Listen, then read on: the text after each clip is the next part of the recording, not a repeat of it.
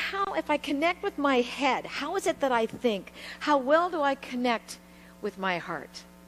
And I love that word heart because at the core of the word heart is the word ear.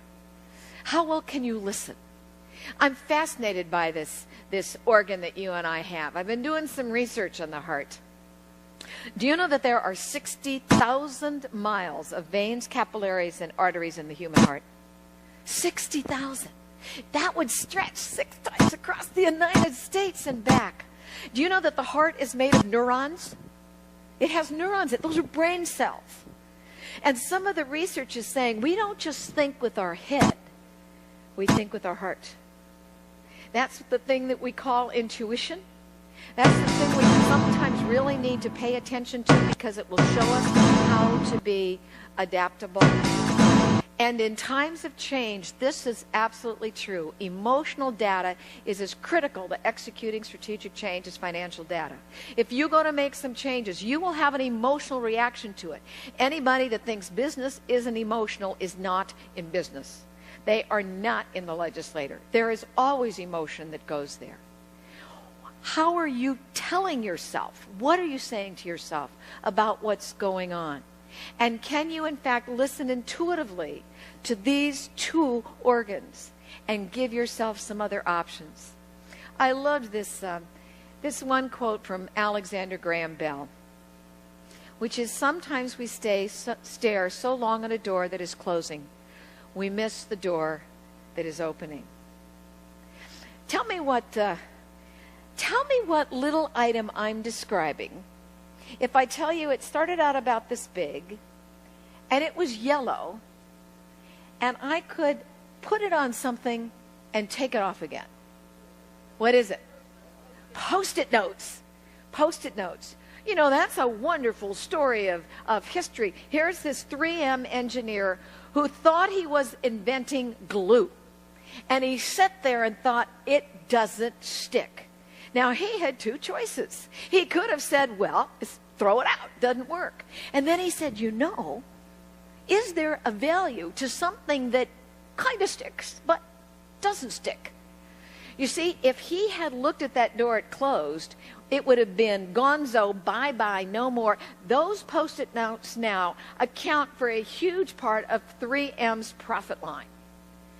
Because he was willing to say, if this door closes, there's something else that opens. What's on the other side of that exit? See those exit signs over there? What's on the other side of it? An entrance. Every exit is an entrance to something else. Can I connect with my head? Can I connect with my heart? Can I listen?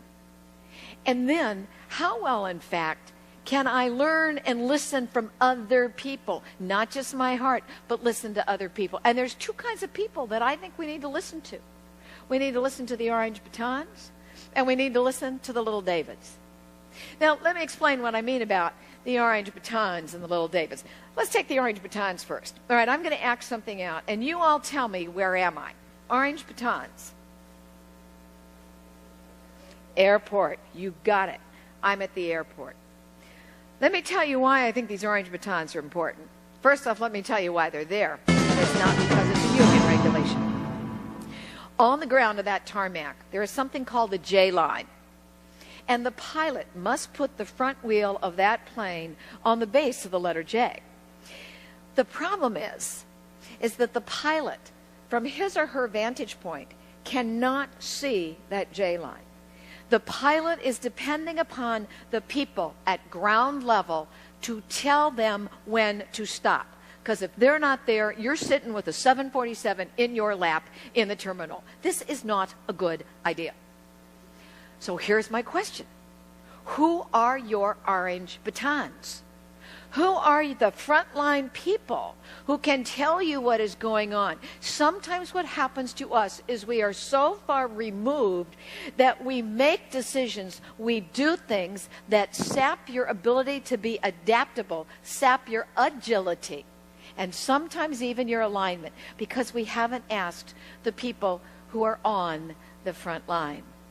That same Ameritech that has always fascinated me, when they were asked to install phone lines in Cabrini Green literally sent people to live in Cabrini Green to figure out how did residents use those phones. I was speaking to an association, the Minnesota Health and Housing Alliance, which is comprised of long-term care, of VA hospitals. And one of the speakers there, I was fascinated, came from an architectural firm that had redesigned a combination nursing home assisted living center in Kansas. And the reason that architect won the bid is this is what they promised to do and followed through on the promise. They took one of their young architects, it was a woman who volunteered for the assignment, they put her in the nursing home. They strapped one arm to her body, they put a pair of glasses on her and covered one side of the glass with Vaseline. And she had to stay there for 3 days. And what they were simulating was, what is it like when you don't have the ability to move an arm?